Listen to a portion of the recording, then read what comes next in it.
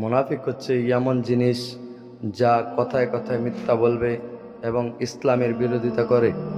মুনাফিক রাসূল সাল্লাল্লাহু আলাইহি সাল্লামের আর রাসূল সাল্লাল্লাহু আলাইহি সাল্লাম মুনাফিকদেরকে লানত করেছেন। তার কারণ হচ্ছে যখন মুহাম্মদ সাল্লাল্লাহু আলাইহি সাল্লাম ইসলামের কোনো দাওয়াত দিতেন, যখন সাহাবীদেরকে নিয়ে কোনো কথা বলতেন, তখন মুনাফিকরা সেখানে যদি থাকতো, সেখান থেকে রাসূল সাল্লাল্লাহু আলাইহি সাল্লাম যে কথাগুলো বলতো সেগুলো মানুষের কাছে মিথ্যা আরোপ করতো। তার কারণ মুহাম্মদ সাল্লাল্লাহু আলাইহি সাল্লামকে মিথ্যা আরোপ করার জন্যে, ইসলামকে মিথ্যা আরোপ করার জন্যে, যাতে করে তারা মনে করে মুহাম্মদ সাল্লাল্লাহু আলাইহি সাল্লামের নামটা যেন ডুবে যায়। সম্মানিত উপস্থিতি, রাসূল সাল্লাল্লাহু আলাইহি সাল্লাম সাহাবীদেরকে বললেন, হে আমার সাহাবীরা, তোমরা কি জানো মুনাফিক কাকে বলে এবং মুনাফিককে তোমরা কিভাবে চিনবে? তখন সাহাবীরা বলল, লা, আমরা জানি না। তখন রাসূল সাল্লাল্লাহু আলাইহি সাল্লাম বলেন, আয়াতুল মুনাফিকিনা সালাসাতুন, মুনাফিকের আলামত হচ্ছে তিনটি। যদি এই তিনটি আলামত কেউ ওর মধ্যে থাকে তাহলে তোমরা মনে করবে তারা মুনাফিক। এক নাম্বার, ইদা হাদ্দাসা কাযাবা, যখন তারা বলবে কথায় কথায় মিথ্যা বলবে, যে কথা বলবে সেটার মধ্যে মিথ্যা বলবে। দুই নাম্বার, ইদা ওয়াদা আখলাফা, এবং তারা যে অঙ্গীকারটা দিবে সেই অঙ্গীকারটার সাথে সাথে ভঙ্গ করে দিবে, মানুষকে প্রচার করে দিবে। তিন নাম্বার, ওয়াইদা তুমিনা খানা, যে আমানতটা করবে সে আমানতটাকে ভঙ্গ করে দেবে। সম্মানিত উপস্থিতি, এই তিনটা বিষয় খুবই আমাদের সমাজে আজ দেখা যাচ্ছে। যদি তিনটি আলামত যদি কোনো মুমিন বা আল্লাহ তাআলার বান্দা কোনো ইমানদারের সাথে থাকে তাহলে আমাদেরকে মনে করে নিতে হবে তারা হচ্ছে মুনাফিকের প্রকারের মধ্যে। সম্মানিত উপস্থিতি, রাসূল সাল্লাল্লাহু আলাইহি সাল্লাম মুনাফিকদেরকে দেখে খুবই ভয় পাচ্ছেন, তাই তাদেরকে দেখে খুবই পিছপা হয়ে থাকতেন। সম্মানিত উপস্থিতি, রাসূল সাল্লাল্লাহু আলাইহি সাল্লাম তিনি যে মুনাফিকদেরকে এই তিনটি আলামত বলে দিয়েছেন, উল্লেখ করে দিয়েছেন, যদি আমাদের সমাজে এরকম থাকে তাহলে তাদের কাছ থেকে দূরে থাকতে হবে। সম্মানিত, আল্লাহ সুবহানাহু ওয়া তাআলা বলেন, আল্লাহু ইয়াশহাদুল মুনাফিকিনা আলা কাযিবুন, আল্লাহ তাআলা সাক্ষ্য দিচ্ছেন নিশ্চয়ই মুনাফিক হচ্ছে মিথ্যাবাদী, নিশ্চয়ই মুনাফিকরা হচ্ছে মিথ্যা কথা বলে। সম্মানিত উপস্থিতি, যারা মিথ্যা বলবে, অঙ্গীকারকে ভঙ্গ করে দিবে এবং যারা আমানতকে খিয়ানত করে দিবে, মনে করতে হবে তারাই মুনাফিক। কারণ আল্লাহ সুবহানাহু ওয়া তাআলা কঠোরভাবে তিনি বলে দিয়েছেন, ইন্নাল মুনাফিকিনা, নিশ্চয়ই মুনাফিক হচ্ছে ফিদ্দারকে আসফালি মিনান নার, মুনাফিকদের জন্য জাহান্নামের সর্বনিম্ন স্তরে তারা প্রবেশ করবে। ওয়ালান তাজিদা লাহু নাসিরা, এবং তাদের জন্য কোনো আল্লাহ তাআলার পক্ষ থেকে কোনো সাহায্যকারী থাকবে না, তাদের জন্য কোনো সাহায্যকারী থাকবে না। সম্মানিত উপস্থিতি, আল্লাহ তাআলা তিনি কঠোরভাবে বলে দিয়েছেন, কারণ মুনাফিকটা তারা ইসলামের ক্ষতি করে, তাদের দ্বারা কোনো ইসলামের কোনো উপকার হয় না, কারণ অপকারী হয়। সম্মানিত উপস্থিতি, আল্লাহ সুবহানাহু ওয়া তাআলা তিনি আরো বলেন, ইখাদিউন আল্লাহ ওয়াল্লাযিনা আমানু, তারা আল্লাহ এবং তার ঈমানদারদেরকে ধোঁকা দেয়।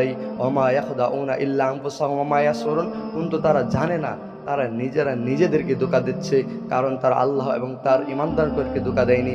সম্মানিত উপস্থিতি, তারা নিজেরা মনে করে আমি মুসলমান, আমার দাদা মুসলমান, আমার 14 পুরুষ মুসলমান, নিজেকে মুসলমান দাবি করে, কিন্তু তারা মুনাফিক। সম্মানিত উপস্থিতি, পরে ফি কুলুবিহিম মারাদুন ফাযাদাহুমুল্লাহু মারাদা, আল্লাহ তাদের অন্তরগুলোকে কুলুব মেরে দিয়েছেন, অর্থাৎ বিদীর্ণ করে দিয়েছেন, যেটা দ্বারা তারা চিন্তা ভাবনা করবে সেটাকে আল্লাহ তাআলা বন্ধ করে দিয়েছেন। ওয়ালাহুম আযাবুন আলীমুন বিমা কানু ইয়াকযিবুন, আর তারা মিথ্যা বলার কারণে জাহান্নামে তাদের জন্য কঠিন শাস্তি রয়েছে।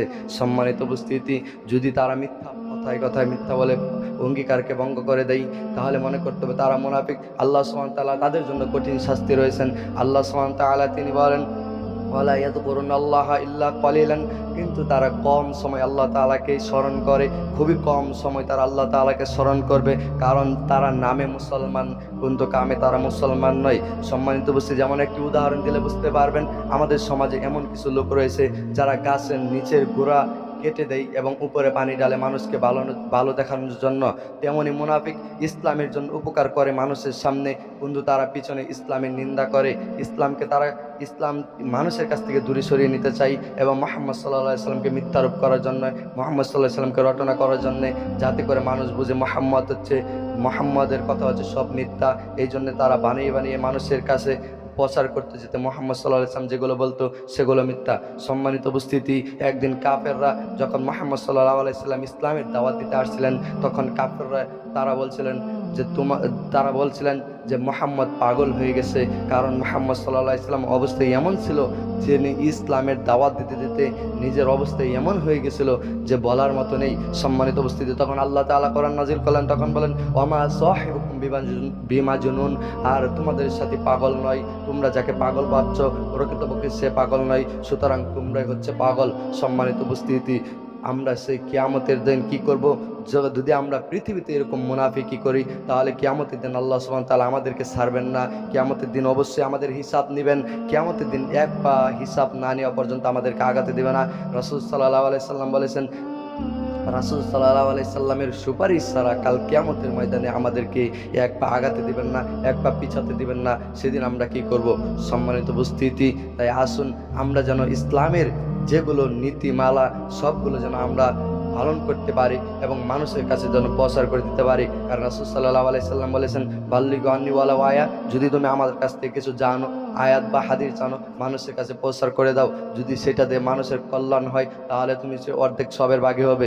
সম্মানিত উপস্থিতি, সে অর্ধেক সব তোমার নামায় লেখা হবে এবং আর অর্ধেক তার নামায় লেখা হবে। তাই আসুন আমরা ইসলামের ক্ষতি না করি, ইসলামের উপকার করি। আল্লাহ তাআলা যেগুলো বলেছেন, যারা মূর্খ, যারা লেখাপড়া করেন নাই, তাদেরকে আমরা এগুলো জানিয়ে দিই, ইসলামের নীতিগুলো মানুষের কাছে প্রচার করে দিই, যাতে করে ইসলাম আজও আছে এবং কালও থাকবে, ইনশাল্লাহ আগামীতেও ইসলাম থাকবে। আর ইসলামের দাওয়াতগুলো আমরা মানুষের কাছে পৌঁছে দিই। আল্লাহ তাআলা যেন আমাদেরকে তৌফিক দান করুক। সকলে আল্লাহুম্মা আমিন।